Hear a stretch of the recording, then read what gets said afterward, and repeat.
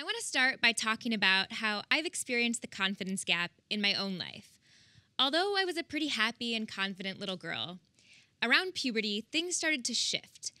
I started feeling a mounting pressure to be perfect. When I was a freshman in high school, I remember wanting to be the thinnest person in my class, the prettiest of my friends, and the best student. When one student in my science class consistently earned higher scores than me, I concluded that science wasn't really my subject. Like many girls, during adolescence, I experienced a drop in my confidence. Why do so many girls and women lose confidence when faced with imperfection and challenge? Research pioneered by Stanford professor Carol Dweck shows that people's beliefs about the nature of their talents and abilities lead them to respond differently in the face of challenge and setback. Some people have what Carol calls a fixed mindset. They believe your basic attributes are fixed at birth. They think of them kind of like eye color. You either have blue eyes or you don't. You're born with certain talents and abilities and not others, and there's nothing you can do to change that. Other people have a growth mindset. They believe that attributes can be developed. They think of them more like a muscle. Just like working out at the gym makes your muscles stronger, when you work hard to develop your talents and abilities, your brain gets stronger. The main goal for people with a fixed mindset is to always appear highly talented and accomplished. They try to avoid struggle as much as they can because they view it as a sign of inability.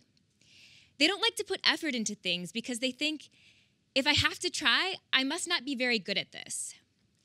Their goal is effortless perfection. When they face a setback, they actually decrease their effort or they give up entirely. They believe they've discovered something they're not good at, so it's not worth their time.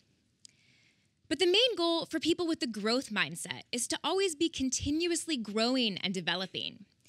This leads them to remain more resilient in the face of challenges. In fact, they like them. If something wasn't challenging, it wouldn't be an opportunity to develop their talents and abilities. When people with the growth mindset are asked if they'd rather work on something easy, where they'll appear highly talented, or something difficult, where they'll struggle but they'll learn a lot, they choose the challenging option. They believe they are capable of learning and improving at something if they put their minds to it. When Always talks about confidence, they are talking about this kind of confidence. A child's belief that they can grow and change. The kind of confidence that helps you remain resilient in the face of a challenge, learning from it rather than letting it destroy you. That's at the heart of a growth mindset. Where do these mindsets come from? One way that parents and educators influence children's mindsets is through the way they give praise. Praise for ability, saying things like, "You must be smart at this," leads children to develop a fixed mindset. While praise for effort or the process leads children to develop a growth mindset. When you praise kids for being smart when they succeed, when they struggle later, they think, if my past success made me smart, my current struggle makes me dumb. But when you praise children for the process, when you help them understand that their actions lead to their success, when they face a setback later, they'll realize that there are actions they can take to overcome that setback. A study with fifth graders provides a powerful demonstration of this. Researchers gave students a set of moderately challenging problems to work on, and then they gave all the students praise for doing a good job. But the way they gave the fifth graders praise was slightly different for different groups of students. Some of the fifth graders were praised for their intelligence. They were told, "You must be smart at this." Other fifth graders were praised for their effort. They were told, "You must have tried really hard." And then they gave all the students the experience of encountering a setback. They were given a much more difficult set of problems to work on, and they were told they didn't do as well.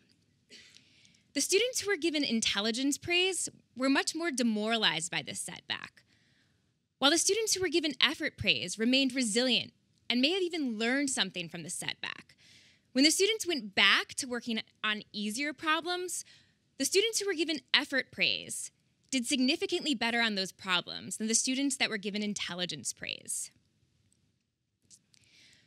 Research shows that praise that focuses on the process, students' effort or strategies, the actions they take to achieve their success, leads children to develop a growth mindset and remain more resilient in the face of challenges.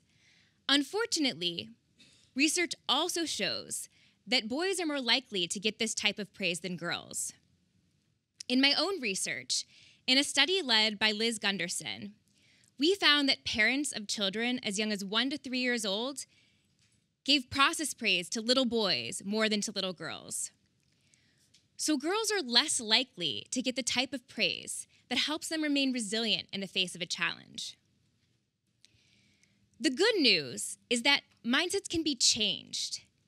And when we help children develop a growth mindset, they achieve at higher levels and demonstrate greater resilience. This is true for both boys and girls. But having a growth mindset may be particularly important for girls, especially in areas where they are negatively stereotyped, such as math. In one study, researchers divided 7th graders into different groups. In one group, the growth mindset group, college mentors taught the 7th graders about the malleability of the brain. The students learned that when they work hard on challenging things, their brain forms new and stronger connections. Another group served as a control group. In this group, the students learned an anti-drug message unrelated to a growth mindset. And the outcome that the researchers were interested in was students' performance on a standardized math test. In the control group, the researchers observed the typical gender achievement gap. The boys did better than the girls. But in the growth mindset group, the 7th grade girls performed just as well as the 7th grade boys. The gender achievement gap disappeared. When you help girls understand that they can grow and change, they gain confidence and they show us what they are really capable of. Confidence is impossible when you believe that challenge and failure to reach perfection mean you lack potential. That's why Always is incorporating a confidence curriculum into their school program. And at the core of that curriculum is a growth mindset. The confidence curriculum includes information for girls about how the brain can grow and change, materials for moms about how they can support their daughters during this challenging transition, and information for teachers about how to help girls develop a growth mindset. We can't underestimate the importance of teachers in helping develop a girl's confidence during puberty. In fact, in a survey by Always, they found that more than half of girls who were more confident during puberty had a great teacher who inspired them. As we saw from the new Always Like a Girl Unstoppable video, society has shaped a definition of what a female's role should be. It is time to stop these limitations and teach girls how to maintain confidence during puberty. It is time to raise a generation of more confident girls. And here's the important thing to know about building confidence.